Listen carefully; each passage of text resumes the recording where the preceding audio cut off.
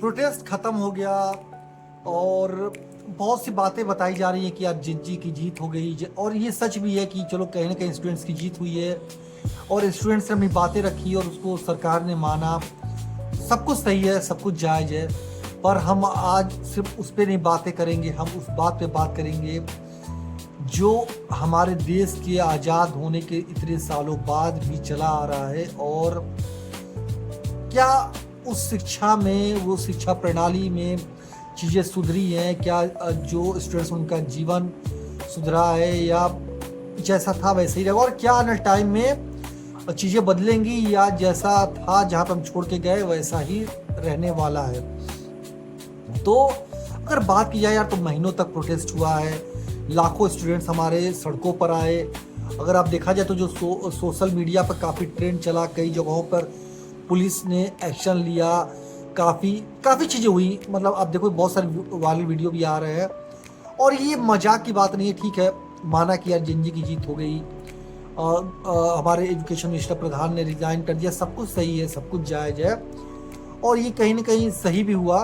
क्योंकि यार जवाबदेही तो बनती ही थी और ये बहुत ही अच्छा था चीज़ें। पर लेकिन एक बात और भी है कि जब प्रोटेस्ट धीरे धीरे ख़त्म हुआ या ख़त्म हो रहा था, तो क्या हमारे जो बच्चे हैं, जो हमारे जेनजीज हैं, जो हमारा फ्यूचर है, क्या वो भी सुधर रहा था? मतलब कि उनका जो भविष्य है, जो शिक्षा है, क्योंकि एक चीज़ आपने ध्यान दिया कि वो बच्चे प्रोटेस्ट किए, इन्होंने रिज़ाइन किया, वो अपने घरों पे लौट गए प्रोटेस्ट के बाद। काफ़ी भीड़ आई थी, तो क्या उनके पेपर के मामले में, जॉब के मामले में, एजुकेशन में कुछ सुधार आपको लगता है कि हुआ? उनके जीवन में कुछ बदलाव आया? अब खुद ये बहुत ही इमोशनल टॉपिक है, इमोशनल बातें हैं क्योंकि यार आप अगर कोई भी बंदा, हम किसी को ABC नहीं बोलते, कोई बंदा तैयारी किया होगा या तैयारी कर रहा होगा या उसके घर परिवार में बच्चे होंगे जो सच में स्ट्रगल, मतलब एक होता है ना, ये नहीं है भैया कि पैसा है तो अमेरिका लंदन भेज दिए मंत्री और अधिकारी की हम बात नहीं कर रहे हैं। हम वो जेन्युइन बात कर रहे हैं जो बच्चे दिल्ली में, इलाहाबाद में, पटना में या किसी भी जगहों पे बैठ के अपना सर फोड़ रहे हैं, तैयारी कर रहे हैं। क्या उनके जीवन में कोई बदलाव आने वाला है इसके बाद? ये बहुत ही बड़ा सवाल है। और क्या मतलब इस रेजिग्नेशन से स्टूडेंट सच में जीत गए या सिर्फ प्रोटेस्ट खत्म हुआ है? और ये सवाल इसलिए बनता है यार क्योंकि आप देखोगे 1 साल 2 साल बाद जो स्टूडेंट्स वहाँ पे गए या नहीं गए, या जैसा वो जीवन चल रहा था, जैसा उनका स्ट्रगल चला था, उनके उस स्ट्रगल में, उनके जीवन में आप देखोगे कोई बदलाव नहीं आया होगा। वो वैसे ही संघर्ष कर रहे होंगे, वैसे ही हो सकता है पेपर लीक नहीं होगा, मान सकते हैं, लेकिन यार जॉब वैकेंसीज नहीं आएंगी, जॉब के लाले पड़े हुए हैं, अब भर्तियाँ नहीं है, जो आती है वो कैंसिल हो जाती है। तो बहुत सी चीज़ इश्यूज़ है और जितनी भीड़ है, जितने हमारे बच्चे पढ़े लिखे हैं, तो भारत में स्किल्स की बहुत कमी है, स्किल्स नहीं है। इसलिए अब देखो सरकारी नौकरी के पीछे जो पागलपन है, जो दीवानगी है, तो बच्चे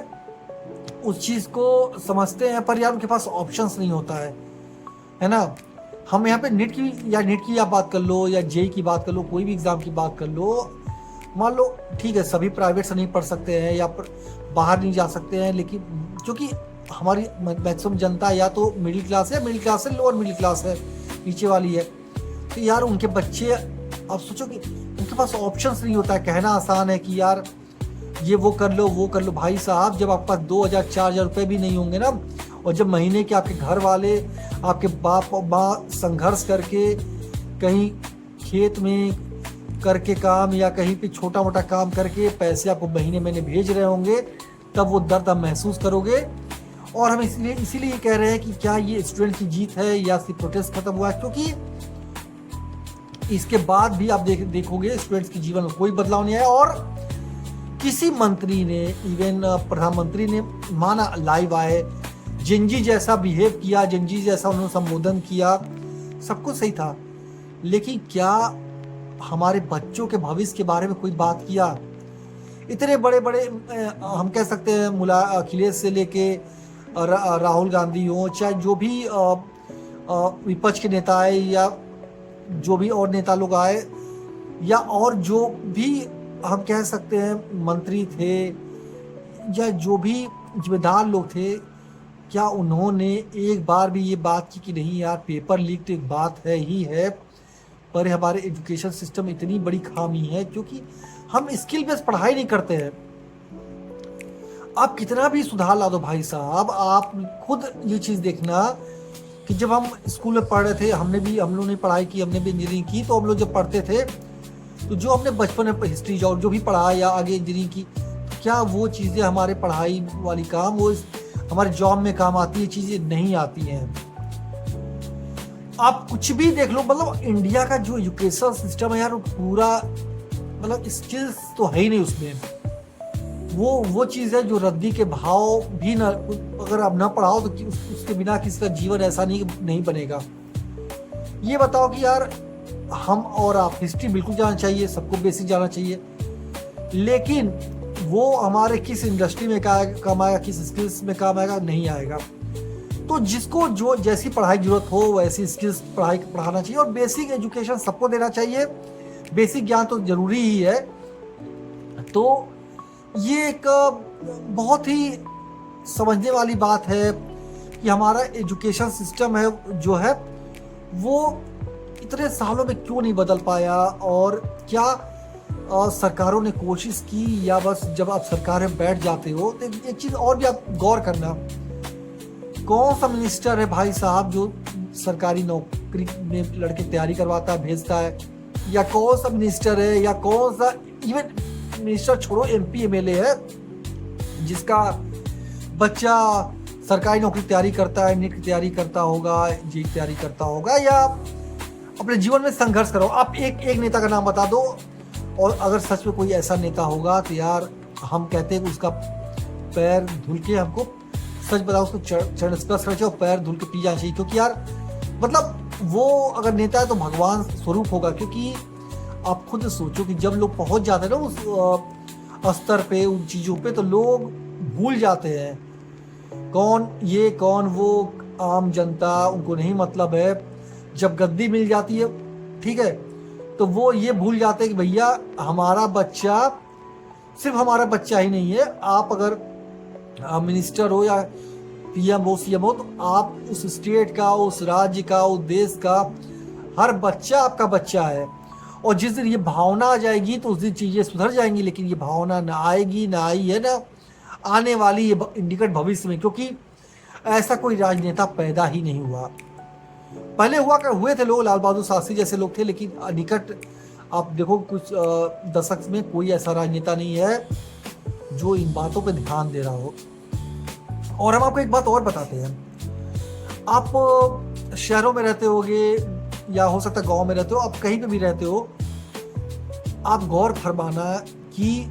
जो बच्चे गरीब तबके के होते हैं या मेनली वो बच्चे सरकारी स्कूल में जाने से डरते हैं आजकल। वहाँ पे सिर्फ पढ़ाई के नाम पे होता कि आप फ्री मील्स दे रहे हो, चीज़ें दे रहे हो, यानी कि एजुकेशन सिस्टम नहीं सुधार रहे हो, पढ़ाई का स्तर नहीं सुधर रहा है। आप खुद जाओ, हम कहते हैं मंत्री जी लोगों से, अभी नए एजुकेशन मिनिस्टर बने हैं ना भाई साहब, आप जाइए, आप यार इतना तो हो, 5 साल अगर आप रहोगे तो इतना तो आपको, या हम कहते हैं कुछ साल भी अगर हो तो इतना तो आपको मौका मिलेगा ही कि आप चाहो तो हर राज्य में 10-20 पिछड़े जिलों का दौरा करो, और वहाँ पर जाके जो वैसे स्कूल्स है, कॉलेजेस है, उन एरिया का देखो, वहाँ पे देखो एजुकेशन सिस्टम है क्या, लोग बच्चे कैसे पढ़ रहे हैं, और वो बच्चों का भविष्य नहीं बन रहा है, वो बच्चे का भविष्य बर्बाद हो रहा है। और हम ये ऐसा नहीं है कि सिर्फ अपर लेवल से हम कह रहे हैं, जो ऊपर लेवल जो बच्चे तैयारी कर रहे हैं, जो संघर्ष कर रहे हैं उनकी बात है, जो जीरो लेवल कर रहे हैं उनकी बात है। तो हमारा जो एजुकेशन सिस्टम है ना, डाउन टू अपवर्ड पूरा खत्म है, कोई दम नहीं है भाई साहब। हमने भी देखा अपने भाइयों को तैयारी करते हुए, अपने रिलेटिव्स को देखा है, और हमने देखा कितना संघर्ष होता है जीवन में, दोस्तों को देख रखा है। और सच बता रहा हूँ कि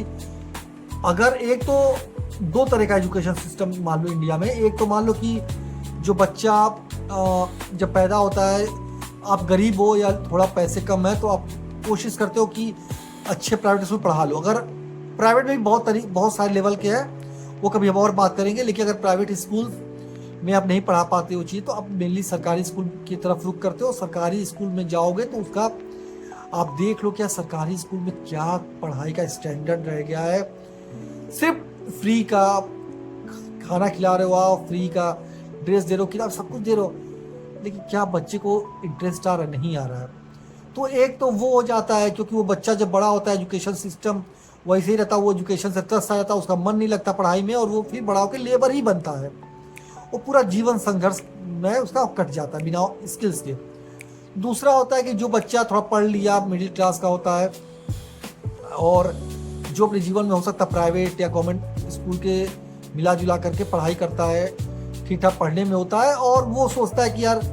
ठीक है प्राइवेट नौकरी नहीं है, या क्योंकि इतनी भीड़ है, कोशिश करता है सरकारी नौकरी में जाने की, या मेनली नीट या जे की भी तैयारी करता है। तो सबके पास उतने पैसे नहीं होते कि लोग अपने बच्चों को सरकारी या मतलब प्राइवेट कॉलेजेस में पढ़ा सके, इंजीनियरिंग या डॉक्टरी, या विदेश भेज सके। तो लोग वहाँ पे आप देखोगे कि वो बच्चे एग्ज़ाम पे एग्ज़ाम देते हैं, हर साल एग्ज़ाम होगा, सीटें कम होंगी, फिर एग्ज़ाम और भीड़ इतनी ज़्यादा होगी, फिर और एक समय बाद ऐसा है कि बच्चा परेशान हो जाएगा अपने जीवन में, और या तो वो फिर पढ़ाई छोड़ देता है, और या तो फिर वो कुछ एक्शन ले लेगा, लोग सुसाइड कर लेते हैं, या और भी चीज़ें हो जाती हैं जीवन में, या वो रास्ता भटक जाता है। दूसरा होता है कि जो मेनली नीट और जेई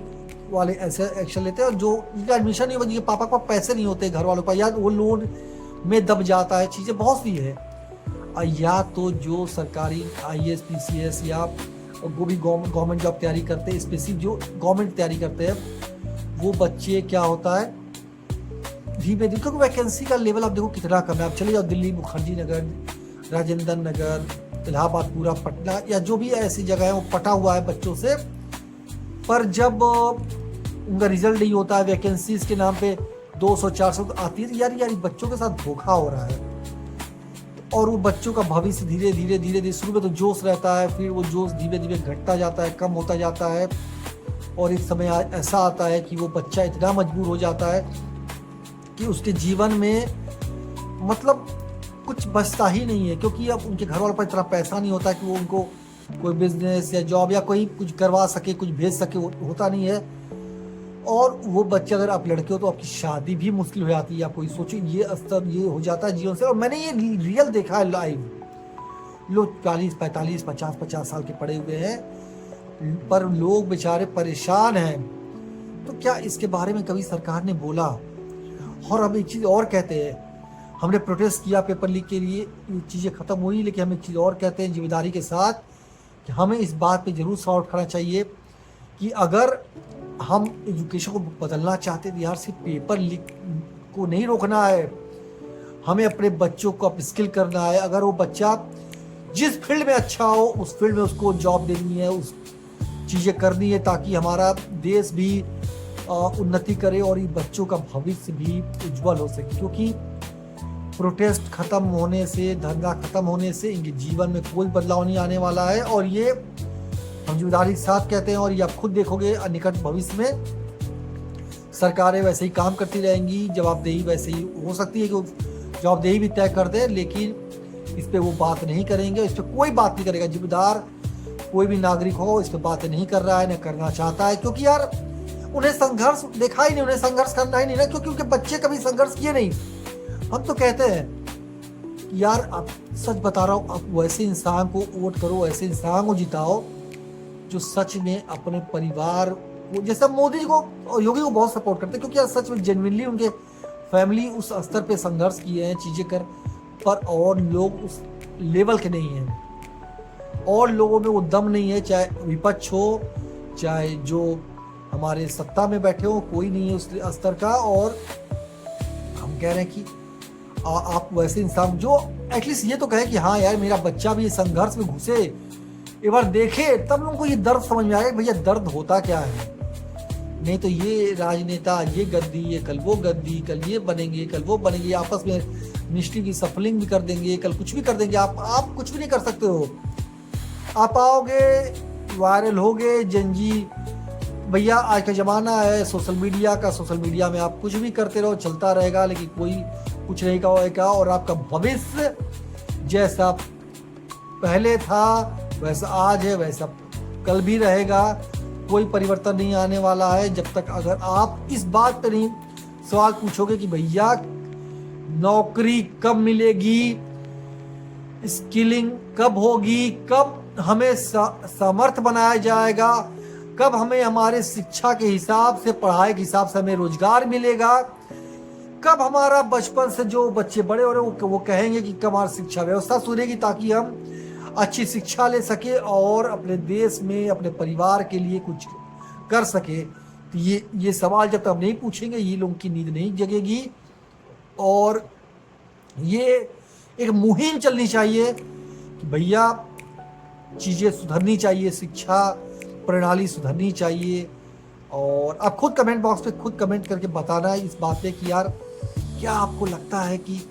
मतलब बच्चों का भविष्य अभी भी अंधकार में है,